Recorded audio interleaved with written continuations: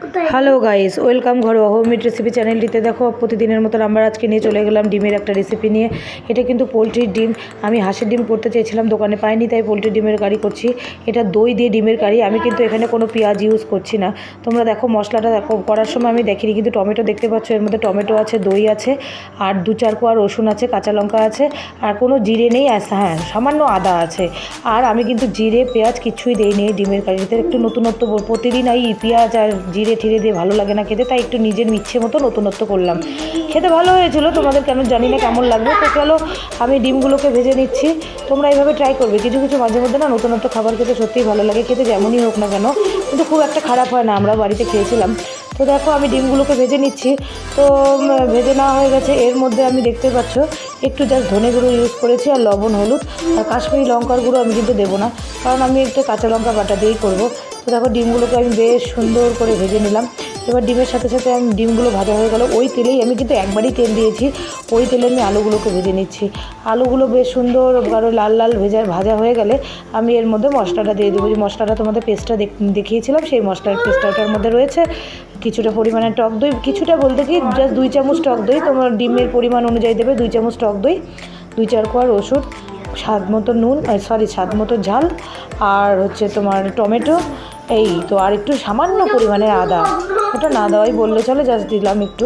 তো আর একটু ধনে গুঁড়ো, সেটাও একদম হালকা, মানে হাফ চামচেরও কম। দেখতেই পাচ্ছ মশলার গাঢ়ত্বটা দেখে বুঝতেই পারছো আমার মশলা কিন্তু তেমন একটা নেই, আর পেঁয়াজ বাটা তো নেই, জিরে বাটাও নেই। আমি একটু অন্যরকম করে খেতে চেয়েছিলাম, তাই এরকম হয়েছে খেতে। তো চলো আমি দেখো মশলাটাকেও দিয়ে দিলাম, এর মধ্যে হলুদ লবণ দিয়ে মশলাটাকে দিয়ে দিলাম। এবার দেখো মশলাটা কি সুন্দর ফুটছে আলুগুলোর মধ্যে।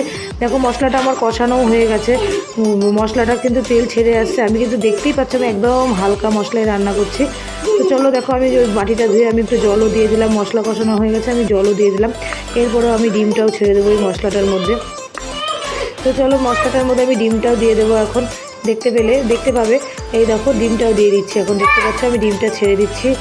তো ডিমটা ছেড়ে দেওয়ার পরে এই ডিমটা যখন ঝোলটা আমার শুকিয়ে শুকিয়ে আসবে, আমি এতটাও ঝোল রাখবো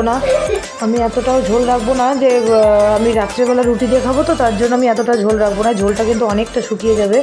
তো চলো ঝোলটা শোকাক, ততক্ষণে আমি একটু গরম মশলার গুঁড়োটা এর মধ্যে দিয়ে দিই। তো দেখো দেখতেই পাচ্ছ আমি সব সামান্য কিন্তু মশলা ইউজ করেছি, সামান্য পরিমাণে গরম মশলার গুঁড়ো ইউজ করেছি। আর দেখো ঝোলটা শুকিয়ে আমার কতটা থিকনেস হয়ে গেছে, একদম কারি, যেটা আমি থাম্বনেলে দিয়েছি কারি, সেই কারি হয়ে গেছে। তো চলো রেসিপিটি কেমন লাগলো দেখো, তোমরা এইভাবে বাড়িতে করে খেও, আমাদের সত্যি ভালো লেগেছে, একটা নতুনত্ব স্বাদের হয়েছে। তো সব সময় পেঁয়াজ রসুন দিয়ে ভালোও লাগে না খেতে, আমি রসুন দিয়েছি তাও পেঁয়াজ বাটাতে ভালো লাগে না, এটা একটা নতুনত্ব খাবার। রেসিপিটি ভালো লাগলো লাইক, কমেন্ট অ্যান্ড শেয়ার করে দিও, আর প্লিজ সাবস্ক্রাইব করে দিও। চলো টাটা, বাই।